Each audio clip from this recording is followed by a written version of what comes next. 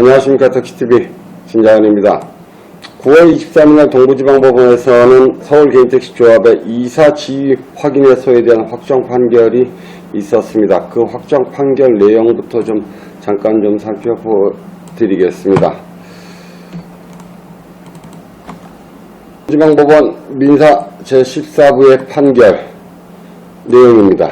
주는 원고들의 피고의 이사임을 각 확인한다. 그리고 소송 비용은 피고가 부담한다. 이 피고는 개인택시조합입니다. 조합에서 부담한다 라고 판결을 내렸습니다. 판결 내용들을 보면 중요한 내용들을 잠깐만 살펴보면 의결 과정에 어떠한 하자가 있다고 볼만한 아무런 근거가 없으므로 적법하게 이루어졌다고 봄이 타당하다.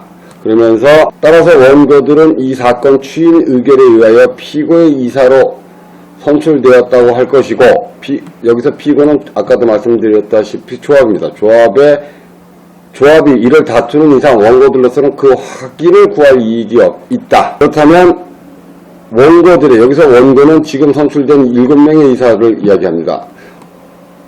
청구는 모두 이유 있으므로 이를 받아들이기로 하여 주문과 같이 판결한다. 주문의 판결을 다시 한번 읽어드리면 원고들의 피고 이사임을 확인한다. 소송 비용은 피고가 부담한다. 닥치고 이사 등재하고 그만 조합을 정상화 시켜라 라고 판사가 정확하게 판결을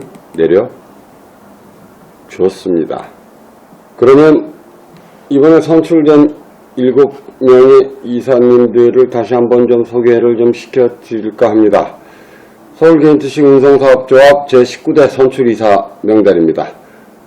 명동지부의 김희철 대의원이 뽑혔고요. 용마지부의 강경원 대의원, 그리고 영동지부의 강호경 대의원, 노원지부의 최기호 대의원, 강동지부의 조국천 대의원, 그리고 강서지부의 이광림 대의원, 양천지부의 김태환 대의원이 7명의 이사로 선출이 됐습니다.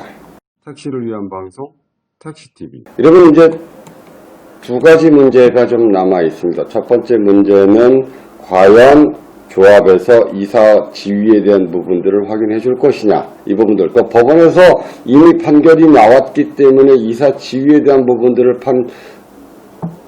인정 안 할 수는 없을 것입니다. 하지만 그 이사 지위에 대한 부분들을 명확하게 법률적으로 확인받으려면 이사 등재에 대한 우리 법인 등기부등본에 서울개인택시조합 등기부등본에 이사 등재가 돼야 되는 부분들인데 과연 이사 등재를 해줄 것이냐. 또 한 가지 두 번째 문제로는 사건에 대한 부분들을 항소할 것이냐, 서울개인택시조합은 항소할 것이냐에 대한 두 가지 아직 숙제가 남아있는 부분들입니다. 원래 정상적으로 또 상식적으로 판단을 한다면 이사 등재도 해야 되고 그 다음에 항소에 대한 부분들은 하면 안 되는 걸로 판단이 됩니다만, 서울개인택시조합의 생각이 어떤지는 잘 모르겠습니다. 그 부분들은 아직 서울개인택시조합의 입장이 나와 있는 상태는 아니기 때문에 그 부분들을 어떻다라고 확정 지을 수는 없지만, 저는 개인적으로 기본적으로 생각에 대한 부분들은 이사 등재에 대한 부분들이 법률적으로 또 행정적으로 진행이 돼야 된다는 생각이고, 또 우리 지금 직무 대행은 우리 서울개인택시 조합을 정상화시키고 또 안정화시키기 위해서 동부지방법원에서 임명을 해준 사람입니다. 그런데 지금 1심 판결에서 이렇게 확고하게 판결이 나온 부분들을 가지고 서울조합에서 이사 등재에 대한 관한권을 가지고 또다시 항소한다면 새로운 분란을 만들어내는 거고, 그 새로운 분란의 부분들은 우리 조합 정상화에 아무런 도움이 되지 않을 것으로 판단이 됩니다. 그래서 저는 개인택시 조합 측에 주문을 합니다. 첫 번째로는 하루라도 빨리 이사 등재를 시켜서 법률적으로 행정적으로 차질 없이 서울개인택시조합의 업무를 봄으로써 우리 서울조합이 안정화를 찾을 수 있도록 하루빨리 노력해야 될 것이고, 두 번째로는 혹시라도 항소의 의지가 있다면 그 부분들은 우리 조합원들이 바라고 있는 부분들은 아닙니다. 왜 그러냐면 우리 조합원들은 지금 첫 번째도 안정, 두 번째도 안정, 세 번째도 조합의 안정입니다. 그런데 또 법원에서 이미 판결을 나온 부분들을 가지고 또다시 법률적 분쟁으로 일으켜서 우리 조합원들에게 얻는 부분들, 또 조합원들이 실익을 얻을 수 있는 부분들은 아무것도 없다고 생각을 합니다. 동부지방법원 판사가 적법하게 절차에 의해서 이사들이 선출됐다고 확인을 한번 해줬습니다. 그러면 따라서 더 이상은 소송으로 조합이 끌고 가서는 안 될 것으로 보입니다.